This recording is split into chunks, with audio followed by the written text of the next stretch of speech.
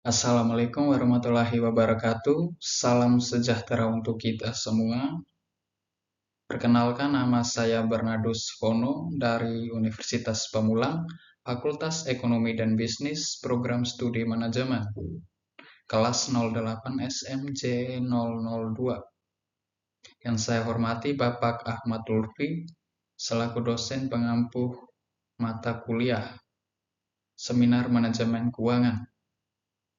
Pada kesempatan ini saya akan mempresentasikan hasil penelitian saya dengan judul Pengaruh Kinerja Keuangan dan Struktur Modal terhadap Pertumbuhan Laba pada PT Hotel Sahid Jaya Internasional Tbk periode 2014 sampai dengan 2023. Yang pertama adalah latar belakang. Dalam beberapa tahun terakhir, sektor perhotelan di Indonesia telah menunjukkan pertumbuhan yang signifikan.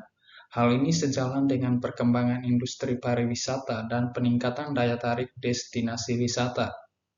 Pertumbuhan ini tidak hanya mencerminkan peningkatan kegiatan pariwisata, tetapi juga menggambarkan dinamika ekonomi nasional dan global yang mempengaruhi kinerja perusahaan. Setiap orang yang mendirikan perusahaan pasti memiliki tujuan yang jelas. Tujuan dari berdirinya perusahaan adalah untuk mendapatkan profit yang berguna untuk menambah modal dalam menjalankan operasional perusahaan. Oleh karena itu penting bagi para pemangku kepentingan, baik pengusaha perhotelan maupun investor, untuk memahami faktor-faktor yang mempengaruhi pertumbuhan laba perusahaan di sektor ini. Studi-studi sebelumnya telah menunjukkan bahwa faktor-faktor seperti kinerja keuangan dan struktur modal memiliki pengaruh yang signifikan terhadap pertumbuhan laba di berbagai sektor. Namun sedikit penelitian yang fokus pada sektor perhotelan yang memiliki karakteristik unik dan dinamika bisnis tersendiri. Oleh karena itu, penelitian yang mendalam tentang pengaruh pertumbuhan laba dan struktur modal terhadap kinerja keuangan pada sektor perhotelan menjadi relevan dan penting untuk dilakukan. Berdasarkan latar belakang yang telah dipaparkan, maka peneliti merumuskan perumusan masalah sebagai berikut. Yang pertama, apakah terdapat pengaruh kinerja keuangan terhadap pertumbuhan laba pada Hotel Sahid Jaya Internasional Tbk periode 2014 sampai 2023? Yang kedua, apakah terdapat pengaruh struktur modal terhadap pertumbuhan laba pada PT Hotel Sahid Jaya Internasional Tbk periode 2014 sampai dengan 2023? Dan yang terakhir, apakah terdapat pengaruh kinerja keuangan dan struktur modal secara simultan terhadap pertumbuhan laba pada PT Hotel Sahid Jaya Internasional Tbk periode 2014 sampai dengan 2023? Tinjauan pustaka. Menurut Ansori dan kawan-kawan, pada 2018, manajemen dalam ekonomi merupakan suatu keadaan yang terdiri dari proses yang ditunjukkan oleh garis yang mengarah kepada proses perencanaan, pengorganisasian, kepemimpinan, dan pengendalian, yang mana keempat proses tersebut saling mempunyai fungsi masing-masing untuk mencapai suatu tujuan organisasi, yaitu pengambilan keputusan. Menurut Dewi pada 2017, kinerja keuangan merupakan sebuah gambaran tentang kondisi dan kemampuan perusahaan dalam menjalankan kegiatan perusahaan yang efektif dan efisien. Menurut Subbeto dan kawan-kawan pada tahun 2016, struktur modal adalah pendanaan permanen yang terdiri dari hutang jangka panjang, saham preferen, dan modal pemegang saham. Menurut Kusai dan kawan-kawan pada 2020, pertumbuhan laba adalah perubahan persentase kenaikan atau penurunan laba yang diperoleh perusahaan pada suatu periode tertentu. Metode penelitian yang dilakukan dalam penelitian ini ialah penelitian kuantitatif. Sedangkan populasi dalam penelitian ini adalah laporan keuangan yang terdiri atas laporan posisi keuangan, laporan laba rugi, laporan perubahan modal, laporan arus kas, dan catatan atas laporan keuangan. Sedangkan sampel yang digunakan dalam penelitian ini adalah laporan keuangan yang terdiri atas laporan posisi keuangan, laporan laba rugi, dan juga laporan perubahan modal pada PT Hotel Sahid Jaya Internasional Tbk periode 2014 sampai dengan 2023. Teknik pengumpulan data yang dilakukan dalam penelitian ini ialah dengan menggunakan data sekunder dan juga studi kepustakaan. Sedangkan teknik analisis data yang akan digunakan ialah analisis deskriptif, uji asumsi klasik yang terdiri dari uji normalitas, uji multikoliniaritas, uji heterokedesitas, dan juga uji autokorelasi. Selanjutnya ada analisis regresi, yaitu menggunakan analisis regresi sederhana dan juga analisis regresi berganda. Lalu ada pengujian hipotesis, yaitu uji T dan juga uji F. Serta yang terakhir ada uji korelasi dan determinasi. Dalam penelitian ini dianalisis menggunakan software IBM SPSS 30.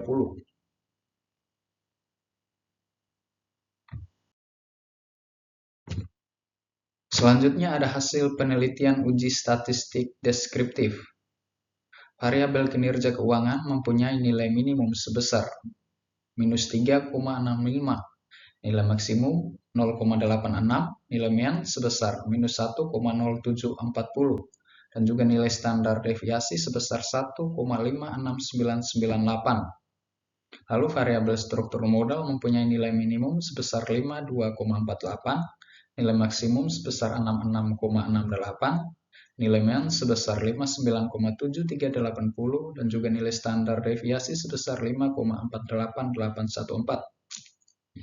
Lalu yang terakhir ada variabel pertumbuhan laba mempunyai nilai minimum sebesar minus 883,40, nilai maksimum 309,99, nilai median sebesar minus 48,4180, dan yang terakhir nilai standar deviasi sebesar 299,88493. Hasil penelitian untuk uji normalitas.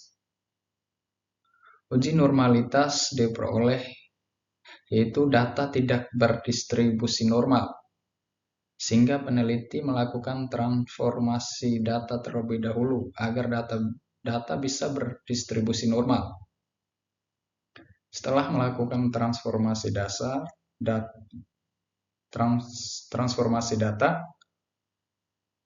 menunjukkan bahwa nilai ASIM SIG unstandardized residual adalah 0,001 yang lebih besar dari 0,05. Dengan demikian dapat disimpulkan bahwa dalam model regresi data dinilai berdistribusi normal.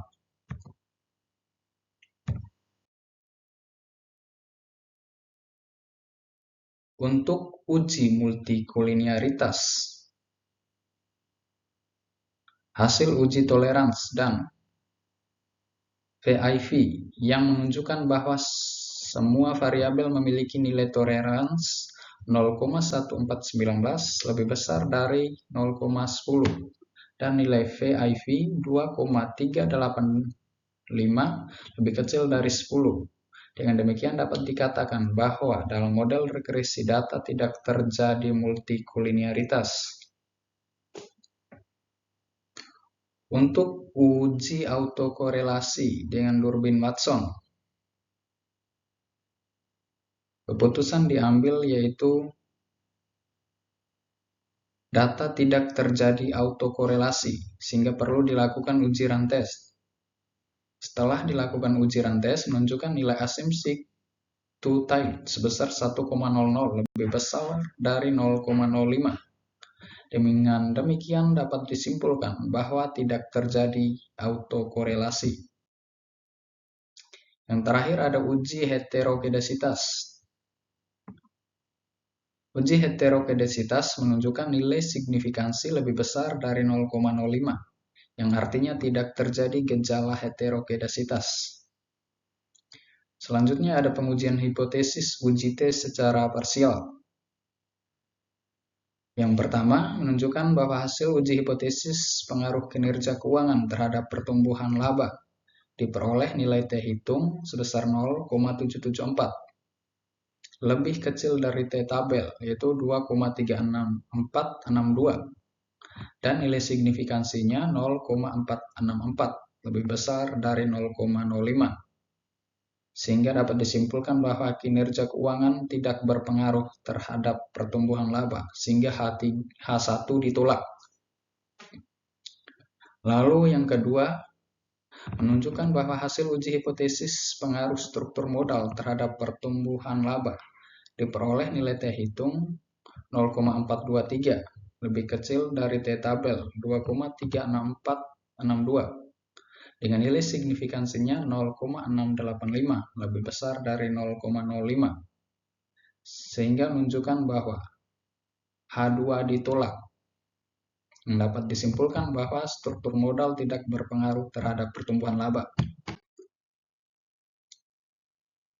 Hasil penelitian uji F secara simultan menunjukkan bahwa nilai F hitung sebesar 1,121, sedangkan F tabel sebesar 4,74, di mana F hitung lebih kecil dari F tabel dan nilai signifikansinya 0,728, lebih besar dari 0,05.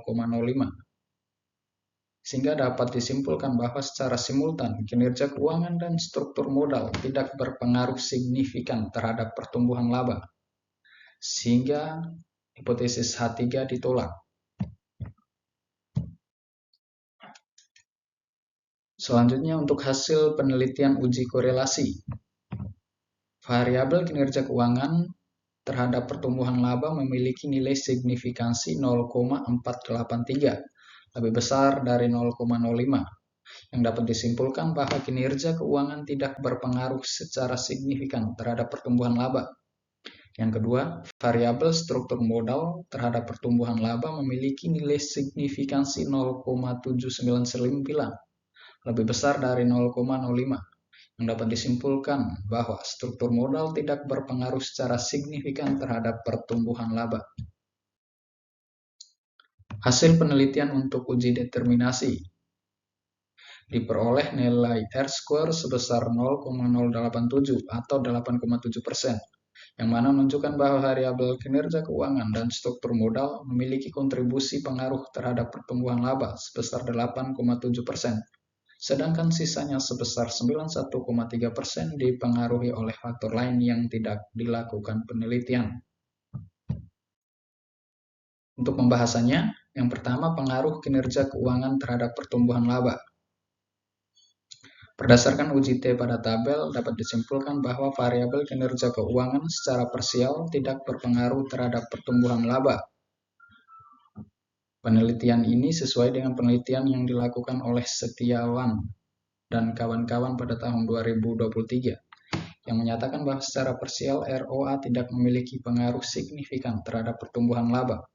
Hal ini dikarenakan terdapat aset yang tidak digunakan, sehingga walaupun jumlah aset yang besar, tapi tidak digunakan untuk menambah laba perusahaan.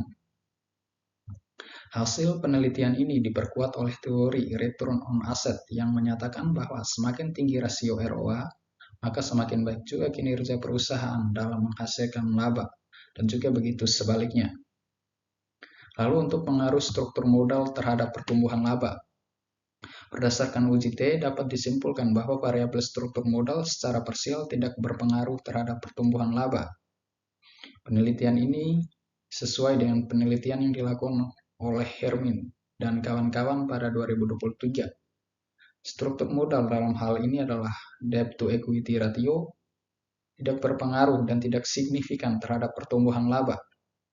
Berdasarkan teori, DR menyatakan bahwa semakin tinggi rasio DR menunjukkan proporsi modal yang dimiliki lebih kecil daripada kewajiban perusahaan atau adanya ketergantungan yang tinggi terhadap pihak luar. Semakin tinggi DR menunjukkan tingginya ketergantungan permodalan perusahaan terhadap pihak luar sehingga beban perusahaan semakin berat. Hal ini mengindikasikan bahwa peningkatan hutang yang digunakan untuk modal kerja atau aktivitas operasional perusahaan ternyata tidak mampu menghasilkan keuntungan yang optimal bagi perusahaan, sehingga perubahan DR tidak memiliki pengaruh yang signifikan untuk dapat meningkatkan pertumbuhan laba perusahaan. Yang terakhir, pengaruh kinerja keuangan dan struktur modal secara simultan terhadap pertumbuhan laba.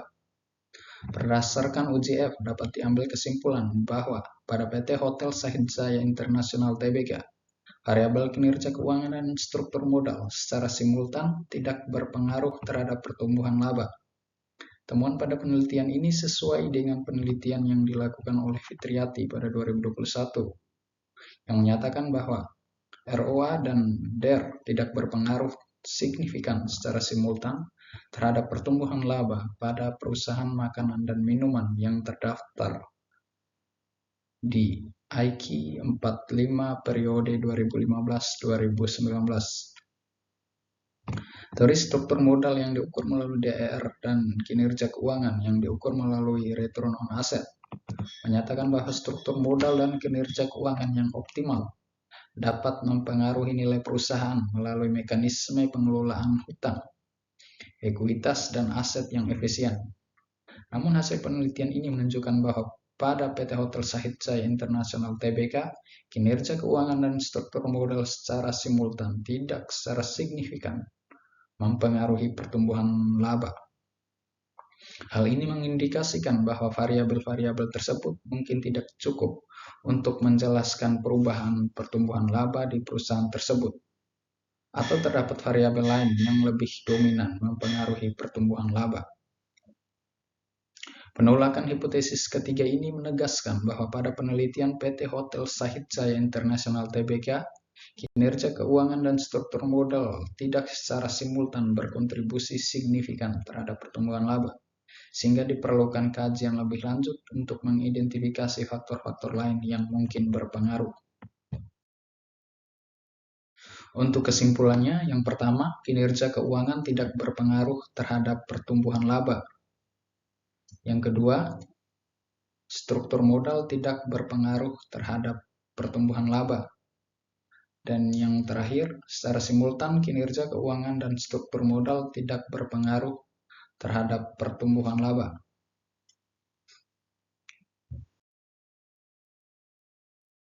Saran yang pertama, untuk peneliti selanjutnya diharapkan memilih indikator lain dalam mengukur variabel independen, sehingga pembahasan tentang pengaruh kinerja keuangan dan struktur modal dapat diperluas oleh indikator lain. Yang kedua, untuk peneliti selanjutnya diharapkan agar mempertimbangkan sektor yang berbeda sebagai objek penelitiannya agar menghasilkan temuan yang bervariasi. Sekian presentasi dari saya ucapkan terima kasih.